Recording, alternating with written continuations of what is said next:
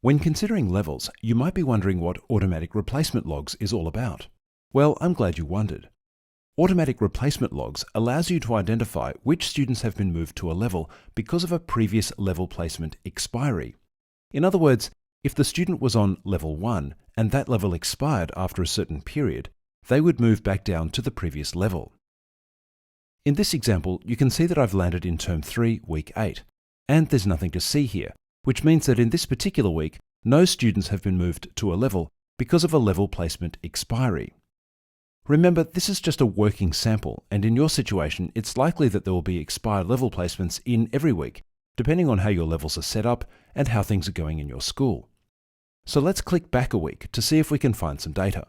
And we only have to go back 1 week to find this example here.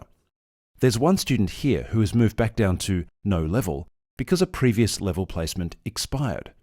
You can see here that this new level never expires, which is not much of a surprise because it's on no level.